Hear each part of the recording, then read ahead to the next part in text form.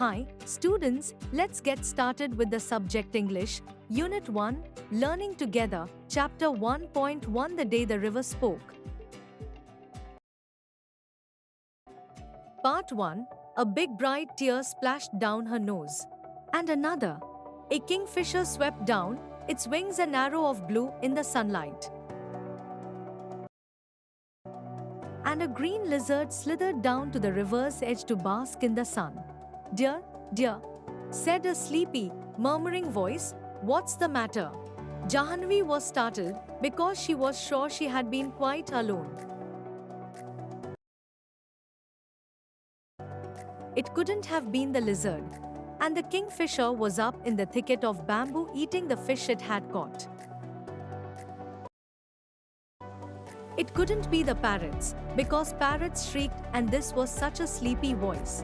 She looked around her. There wasn't a soul in sight. She was rather scared and wanted to run away.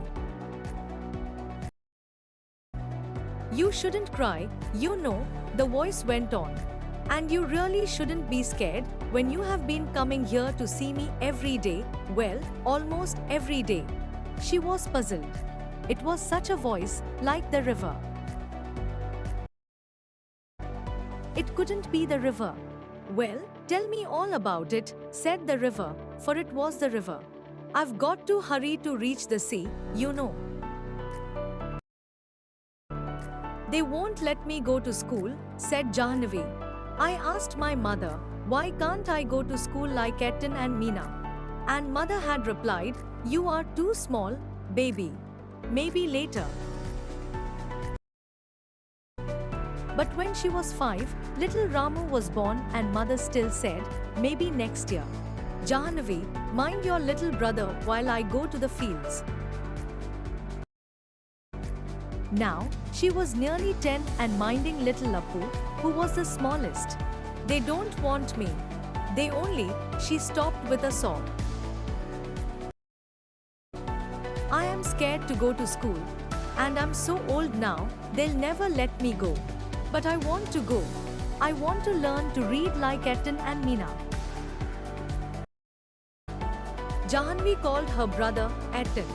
Etten means elder brother, but his real name was Gopi.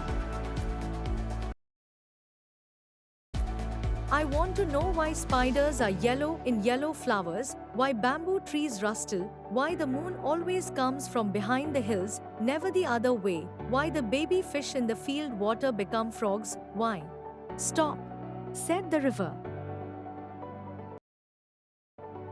"You make me breathless. So many whys." "I can tell you where the moon goes," the river said conspiratorially. "It goes down towards the sea. I've seen, it always takes the same way, over the mountains and down to the sea, like me." Part 2, Even little Ramu goes to school, said Jahanavi. "Pity, the school isn't by the sea," said the river. "Then I could take you along, you know." "But, I suppose I couldn't really. You'd get your feet wet. And that would never do. I'm afraid there's only one thing you can do." "Can I do something?" asked Jahanavi. "Well, it's up to you," said the river. "Seems to me little girls can do as much as little boys. They swim as fast as little boys. You just slip along one morning and sit there in the school and listen to what's going on, and maybe the teacher will let you stay." "I couldn't," gasped Jahanavi. "I couldn't. They'd scare me. They'd chase me out." The river laughed. "You? Scared?" The river said, "When you're not afraid of the green lizard, or of the snake in the bamboo clump," Jahanavi startled, "or the big trains rattling past that bridge."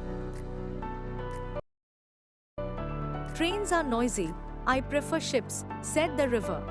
Jahanavi never knew the snake lived in the bamboo clump. "What are ships?" she asked. "Big boats," said the river, "so big that they can take hundreds of people, and they sail along the sea with lights that shine all night." Jahnavi held her breath. Will they come here? She asked. I'm afraid not, said the river. Too large, you know. Chandu's catamaran is good enough for me. Chandu can take you to see a ship someday. They'd never let me, wailed Jahnavi. Try going to school first, said the river. Remember, it's up to you. Jahnavi gathered courage. The next day she reached the school, panting and out of breath, and stood by the door listening while the teacher read out the lesson. It was a story about a prince called Ashoka, who became a great king. Little Appu had fallen asleep on her shoulder. She crept nearer and nearer till she was in the back row, squatting with the others on the earthen floor. Little Appu made no noise and she listened. Where did you spring from, little girl? Asked the teacher. And what is your name? You're new in my class. She's Gopi's sister. Gopi is in the next class, said one of the boys. It's Jahnavi, said another. So, you're Gopi's little sister? Nice lad, Gopi. If you really want to come to my school, Jahnavi, the teacher had said, we'll talk to your father about it. Don't you worry. We'll find a way. Jahnavi saw the teacher walking up the steps to their gate the next evening when she was lighting the lamp. She could see her father scratching his cheek the way he did when he was worried, and the teacher was nodding and saying something she couldn't make out. And mother said, little Jahnavi, I shall miss you when you go to school. Girls should learn as much as they want. When I was your age, I wanted to go to school, but your grandmother said no. But now, I am glad the teacher came to talk to your father. And Jahnavi said, Mother, when I grow up, I'll be a teacher and I'll go from house to house in our village and ask all the little girls to come to my school.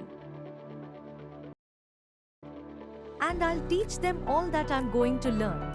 And she went down the path between the fields the next morning before school began to meet the river.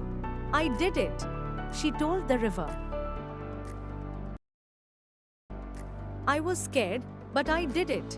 And they're letting me go. I'm going to learn to write my name and do sums and find out why our little fishes in the rice fields turn into frogs. She heard the river's sleepy chuckle, come again, little girl, and I'll tell you all about the ships that sail the sea. Kamla Nair. Thanks for watching.